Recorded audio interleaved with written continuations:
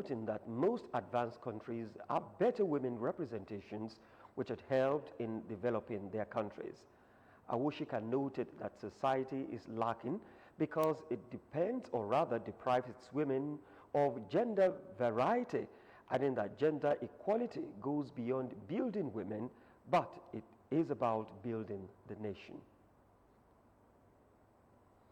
This year's International Women's Day celebration, organized by the Nigerian Labour Congress Women Committee, Ogun State Council, with the theme, Break the Bias, Imaging a Gender Equal World, comes up on Tuesday, 8th March 2022. Venue is Nigeria Labour Congress Hall, Leme Abeokuta, starting at 10 in the morning. Ogun State Commissioner for Education, Science and Technology, Professor Abeokuta, has affirmed that cases of all forms of indiscipline have drastically reduced in schools, where learning activities are on course without any disruption as a result of the signing of undertaking forms by parents, guardians and learners, and other measures put in place by the government. Professor Arigbabu disclosed this during the commissioning and handover of science laboratories and other projects by the Old Students Association of Ilugu Central Academy, Aton, in Ijebu Northeast, to commemorate its 50th Founders' Day anniversary.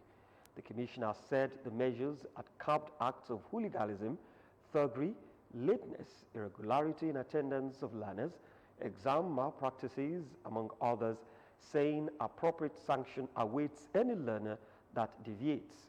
He said that the Prince Dapo Abiodun-led administration is working hard to revitalize education in the state, saying efforts are in top gear to launch Education Intervention Fund to upgrade schools at all levels.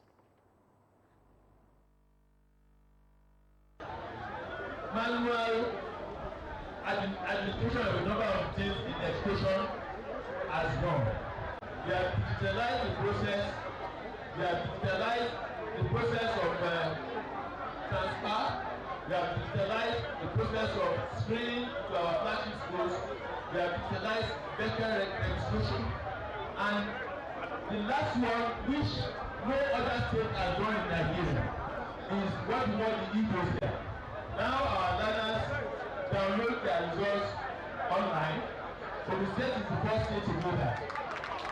I want to say that if you are a keen observer of what is going on in the education sector in the state, you will see that our learners in public schools are doing very well now. Courtesy of the support of all of you and what government is doing. Noted that the huge investment of the government in public schools had yielded positive results, particularly in national competitions, adding that the outcome of the last JET competition reflected that the state won 18 out of the 24 medals, expressing gratitude towards the donations by the association and assured that government will not relent in creating conducive atmosphere in schools. Speaking, the president of the association, Ogbeni Tunde Shitu, said the support was part of the association's mandate to complement the government's efforts.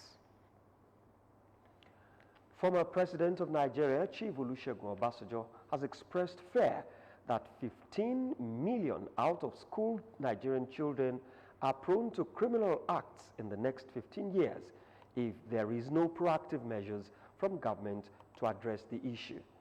Obasanjo, who stated these on the sideline of his 85th birthday, also debunked the rumor of sponsoring any presidential aspirants ahead of the 2023 general elections.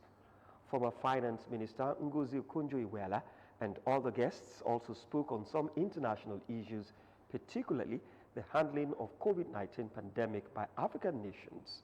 Tunde Olaniro reports.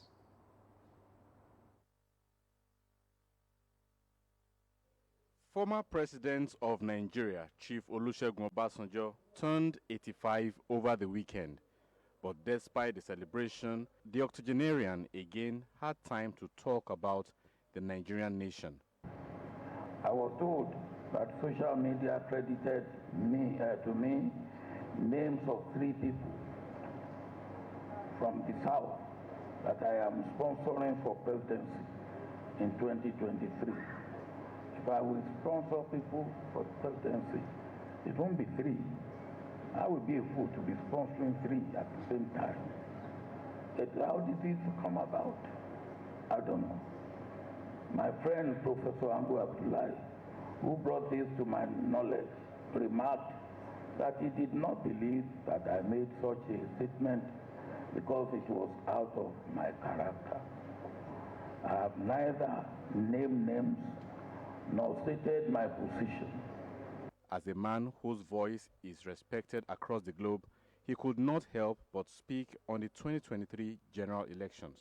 I cast a cursory look at some of the people running around and those for whom people are running around.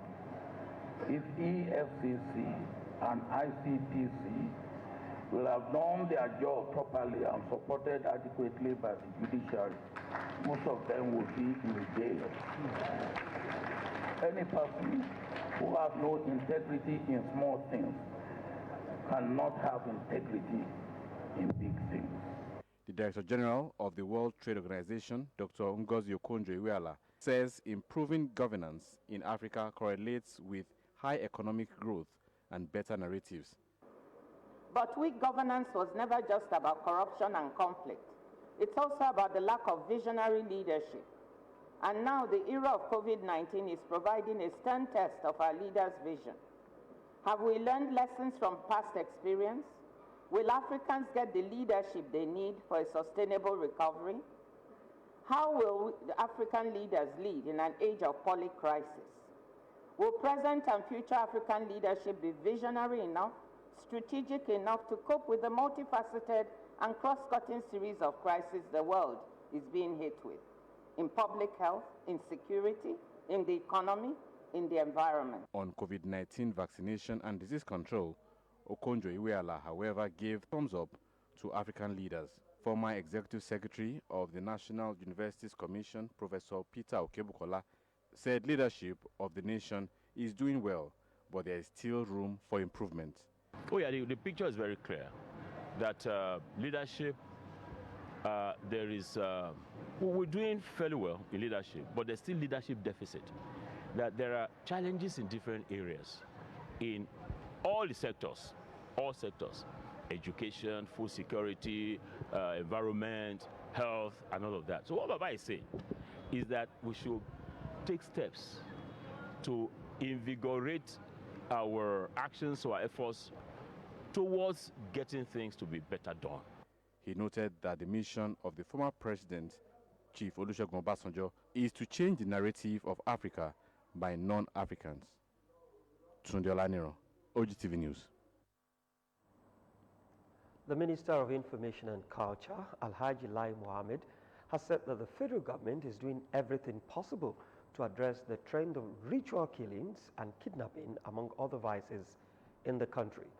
Speaking at the year 2022 Lishabi Festival in Abeokuta, the minister, who was represented by the General Manager NTA Abeokuta, Mrs. Fumi Wakama, noted that the essence of the age-long festival has been to foster global awareness for its socio-cultural and political values, as well as facilitate development for Igbaland, Ogun State, and Nigeria in general. Egba Nation.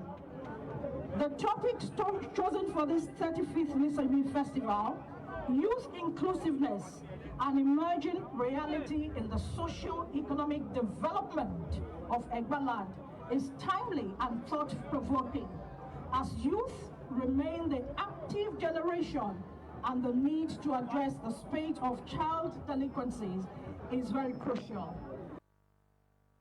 Alhaji Lai Mohammed added that plans are underway to address some of the social vices affecting the nation's socio-economic growth. That the Federal Ministry of Information and Culture, under my watch, has taken some very proactive measures to address the trend of ritual killings and kidnappings, among other vices in the country. Plans are on to initiate behavioral change programs targeted at youth in a bid to address these problems. While commending the Ogun State government for the attention given to Olu Marok as a tourist center, the minister also disclosed that the content providers and the National Film and Video Censors Board have been directed to take the issue of ritual killing seriously while censoring and classifying films and video works. The current administration in Ogun State has been applauded for its impact in Ijebu-Ode, especially as it regards road infrastructure, and the commendation came from residents and road users of Molikwa Express and Ibadan Road, which recently received the attention of the current administration. Our reporter, Margaret Ukulola, who took a visit to the area, reports that the chairman of the local government, Honorable Babatunde Emilola Gazal, said the road is one of the great importance to socio-economic activities in the area, as it is a connector of 3 different communities.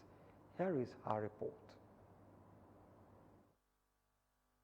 The recent facelift in infrastructural facilities in the state is no longer news, as the current administration has its hands on deck in many parts of the state to fulfill its promise of making the gateway state second to none in infrastructural development. One example is the Molikwa Express Ibadan Road in Ijebu-Ode local government area of the state.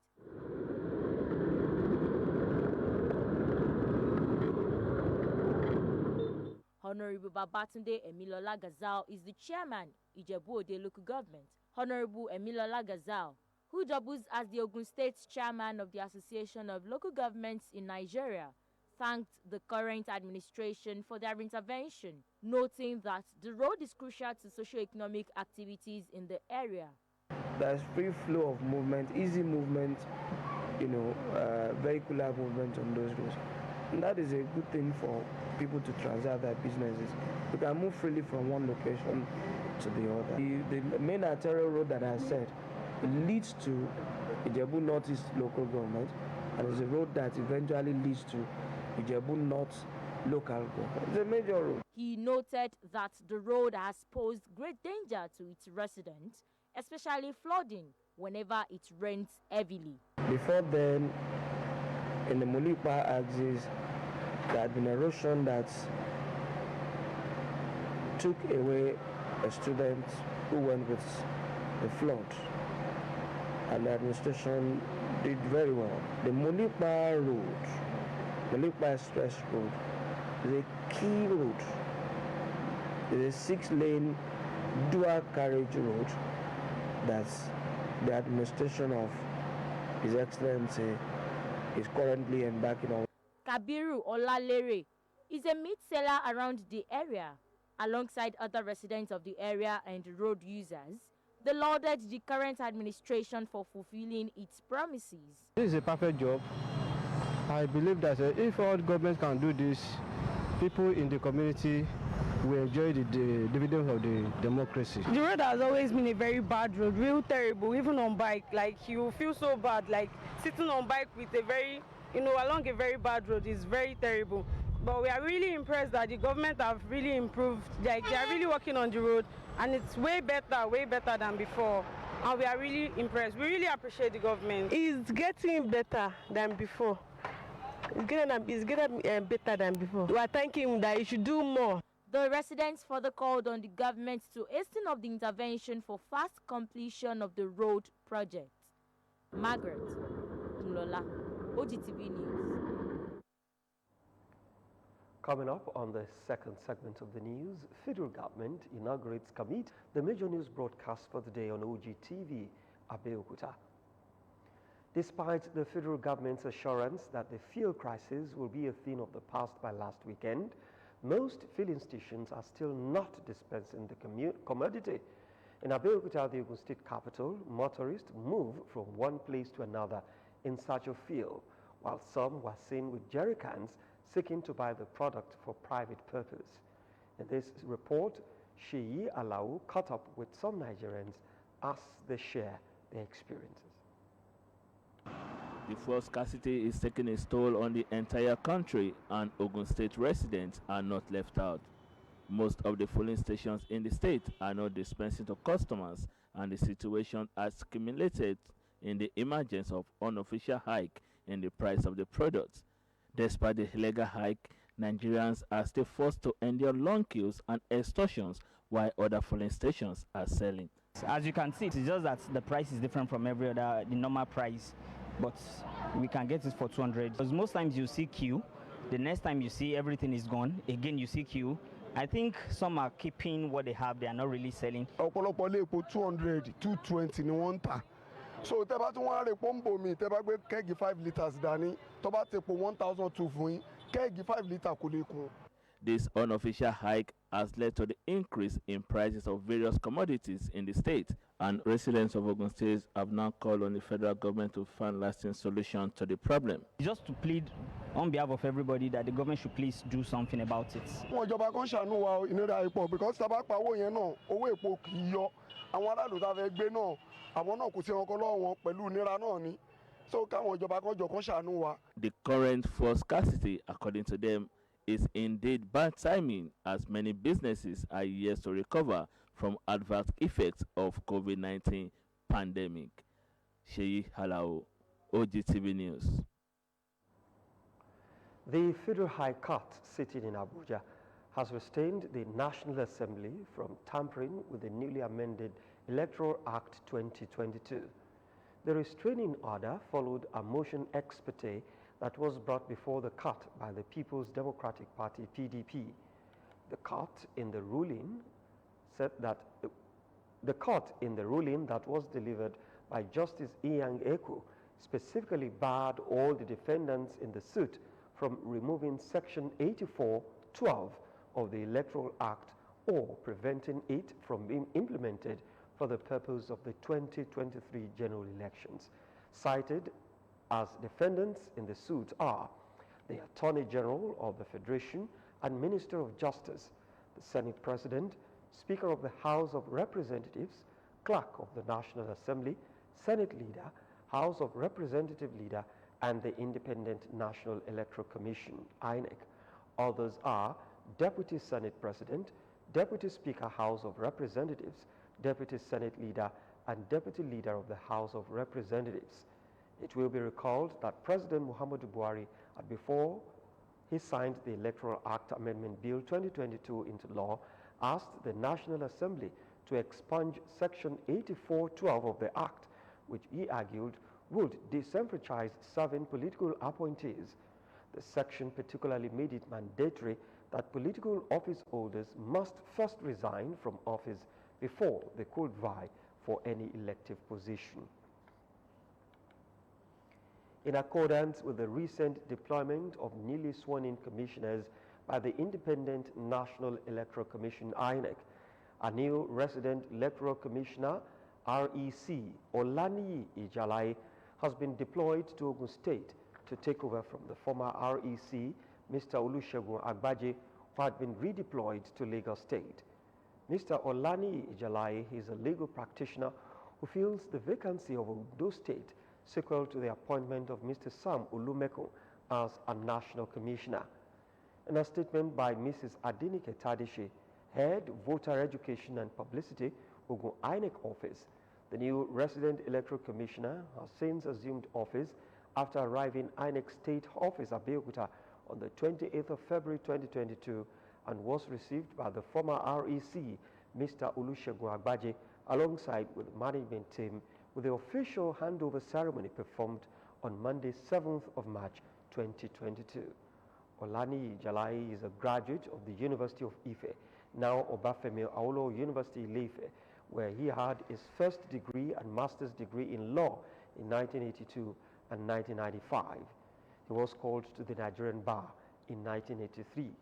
He was sworn in by the chairman of INEC, Professor Mahmoud Yakubu, as a resident electoral commissioner on the 23rd of February 2022.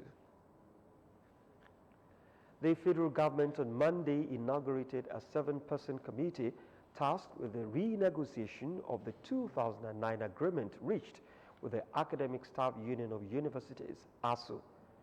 The committee is chaired by Pro-Chancellor Alex Ekweme Federal University, Ndufu Alike, Emeritus Professor Nimi Briggs. Other members are Pro-Chancellor Federal University of Wukari, Architect Lawrence Patrick Bale, who represents Northeast. Pro-Chancellor, Federal University, Birnin Kebbi, Professor Fumi Togunu, Baker Straits, representing Southwest, and Pro-Chancellor, Federal University, Lokoja, Senator Chris Adije, representing Southeast. Also on the team are Pro-Chancellor, Federal University of Technology, Mina, Professor Ulu Obafemi from North Central, Pro-Chancellor, Kano State University of Science and Technology, Professor Subairu Iliasu, representing Northwest, and Pro-Chancellor, Niger Delta University, Wilberforce Island, Matthew Sheyefa from South-South. It has 3 months to conclude the renegotiation with ASU. The academics are seeking improved welfare, revitalization of public universities, and academic autonomy, among other demands. The federal government has issued the request for proposal to intending private investors on national carrier. In a statement shared on the official Twitter handle of the Aviation Ministry on Monday, the federal government said the move is part of efforts towards diversification of the economy and to promote economic growth. The statement also added that the private sector partners are expected to comprise Nigerian financial and institutional investors, minimum 46% shares, so that the total Nigerian shareholding will hold a minimum of 51% of the shares of Nigeria Air, including the 5% non-interactive FGN share as required by international laws for a national carrier. This comes less than 1 week after the Minister of Aviation, Hadi Sirika, announced that the federal government will issue requests for proposal for the establishment of Nigeria Air. Sirika, while making the announcement, said because the federal government intends to own only 5% of the airline shares, it is going to go ahead with the AOC, that is the Air Operator Certificate, which has commenced since. He also said the federal government will give the prospective investors some weeks to respond to the request, and then an announcement will be made concerning the winning bidder. Attempts to evacuate civilians from the besieged Ukrainian city of Mariupol, which has neither power or water, failed for a second day over ceasefire breaches. The Red Cross describes devastating scenes of humans suffering in the battered sea of Azov-Port. Meanwhile, the fourth batch of Nigerians in Ukraine arrived at the Nandi Azikiwe International Airport, Abuja, on Sunday night. Bumi Adigun monitored these events. Security under Budapest Memorandum. So you're coming to Poland. You're not coming to Kiev, Prime Minister. You're not coming to Lviv. Because you are afraid. Because NATO is not willing to defend. Because NATO is afraid of World War III. But it is already started. And these are Ukrainian journalist engaging United Kingdom Prime Minister Boris Johnson as number of lives lost in the Russia-Ukraine battle keeps increasing. I see that my family members, that my team members are saying that we are crying. We don't have where to run. This is what is happening, Prime Minister. The crisis is taking new dimension daily as several announced ceasefires from both ends don't seem working. Nigerians, among all nations, are also affected as Nigerians in these countries are stuck from starving for days to trekking long distances before getting a bus to any of the 4 designated borders, and the sheer uncertainty of getting through the stampede that awaited every fleeing national at the Ukrainian border. Nigerians in this country said the ordeal and the degenerating situation in the troubled country could make even the lion-hearted shiver with fear.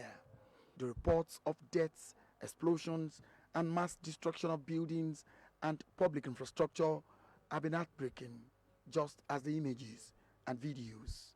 Since February 24, when Russian soldiers launched an offensive against Ukraine on the orders of their president, Vladimir Putin, on both sides, hundreds have been killed, while thousands of children, women, have sustained varying degrees of injury, including yet there are clear indications that the war might get worse.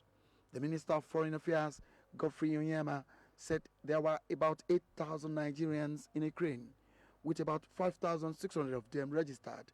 And sequel to the escalated tension, the federal government has begun the evacuation of Nigerians from the neighboring countries.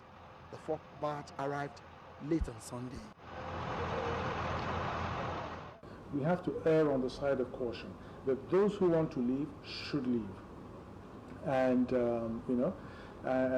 this was issued. There were interviews with a number of Nigerian students who said that they preferred to stay, that things were calm, and that they did not feel under any immediate threat. Pain. Investments in our children going down the drain. They were forced to pack their things within hours. They couldn't access funds. They couldn't access all the things they acquired there has gone down the drain. So they're literally starting all over again. The place, their peers have moved on. They had moved on also. Well, education, acquiring things, but they had to leave. It's not unique to Ukraine. It could happen here. There could be water, whatever, there could be something. But as a mother, it is pain. Do Nigerians need to go abroad to study, or why always in search of greener pastures abroad? You know the number of Nigerian students that write JAMB every year. How many can Nigerian universities take? Why is it that we have Nigerian students going to Benin Republic to study, to universities that are not even accredited, to universities that with their degree, you cannot come and serve in NYSC? Why do we have that? So don't look at the bigger picture, not necessarily Ukraine. How long will this war last? Nobody seems to know. Bumi Adigun, OGTV News. The federal government on Monday said it will not tolerate the recruitment of Nigerians as foreign fighters in Ukraine. According to a statement signed by the Ministry of Foreign Affairs spokesperson Francisca Omayule, the government is in talks with Ukrainian counterparts to forestall such an occurrence. The government statement comes after reports emerged of Nigerian volunteers being drafted into the Ukrainian army at the Ukrainian embassy in Abuja. The Ministry of Foreign Affairs contacted the embassy to verify the speculation, and the statement said the Ukrainian embassy refuted the allegation but confirmed that a number of Nigerians had approached the embassy indicating their willingness to fight on the side of Ukraine in its ongoing conflict with Russia.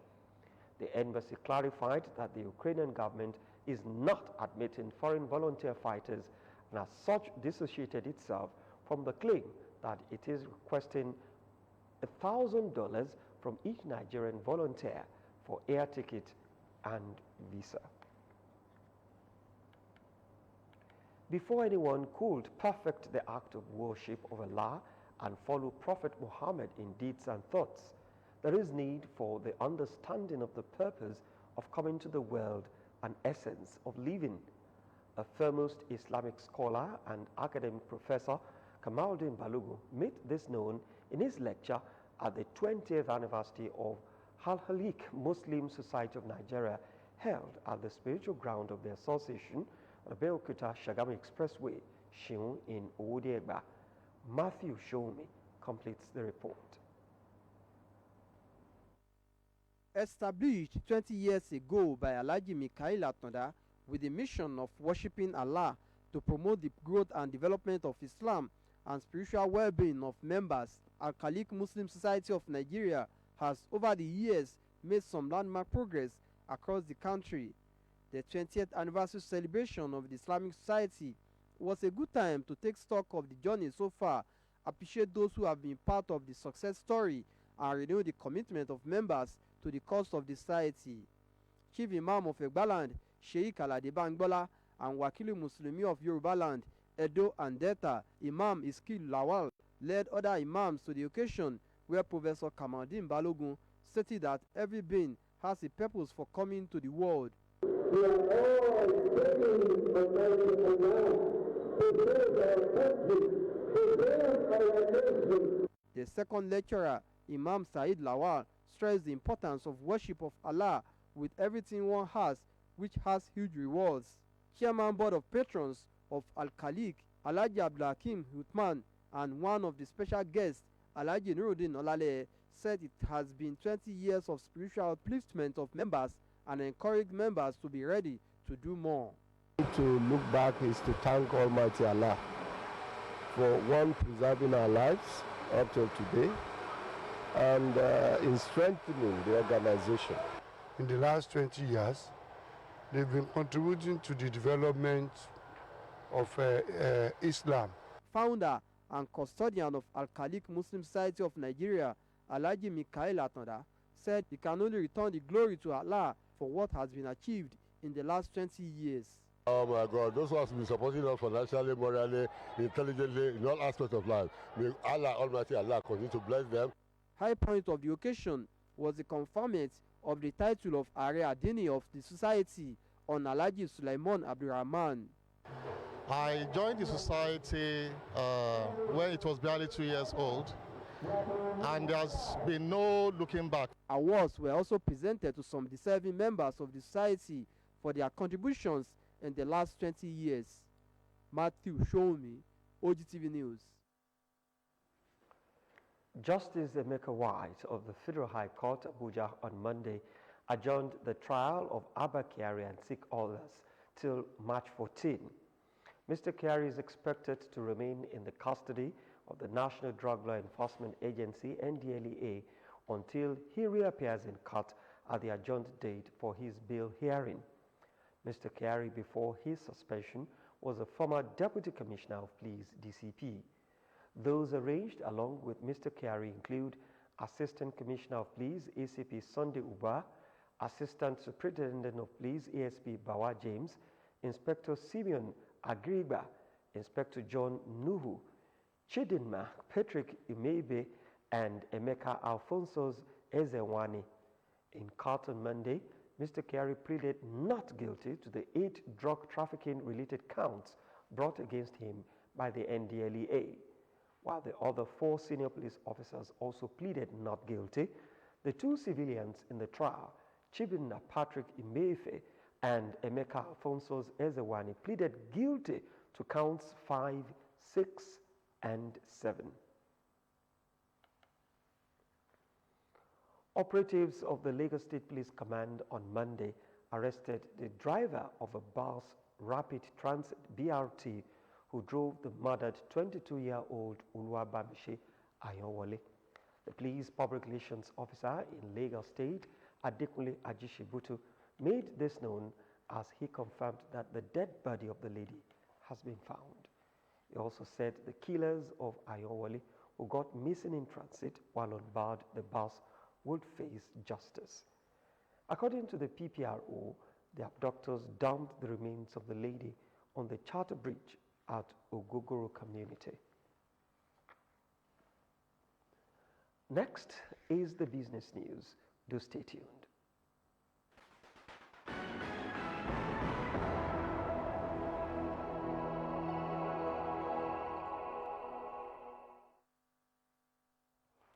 It's good to have you join us on the business segment of the news. The stock market of the Nigerian Exchange Limited commenced March dropping by 32 billion naira on investors' profit taken in large mid-capitalized stocks. The domestic market had opened the week on a strong footing. The positive momentum lost steam as investors took a breather later in the week to digest corporate earnings released so far by listed companies. The midweek sell-off undermined the market's performance as the market capitalization dropped by 32 billion naira to close at 25.475 trillion naira from 25.507 trillion naira. The stock market opened for trading, while the NDS All-Share Index settled 0.13% lower to close at 47,268.61 basic points from 47,328.42 basic points. The Naira remained under pressure across official and parallel markets despite continuing increase in Nigerian foreign exchange reserve. The Naira depreciated by 0.2% at the official investors and exporters window and fell further by 0.5% at the parallel market Nigerian Forex Reserve. Meanwhile, rose for the second consecutive week to close at $39.87 billion, an increase of $25.56 billion. The Naira depreciated 416.67 per dollar at the I&E window as turnover on the official window declined by more than 20% at the parallel market. The Naira declined to 577 Naira per dollar as large unmet demand continued to sustain a wide gap between the official and parallel rates.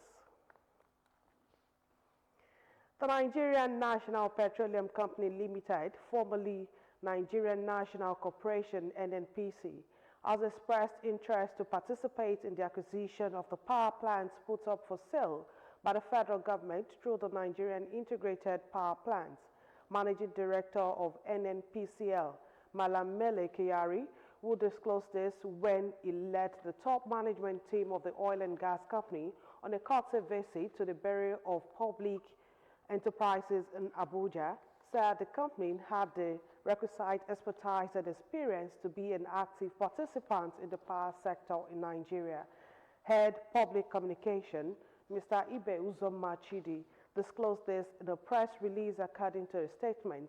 Kyari said, as an oil company and an enabler organization, NNPCL was determined to boost power generation and supply to Nigerian homes through increased investment.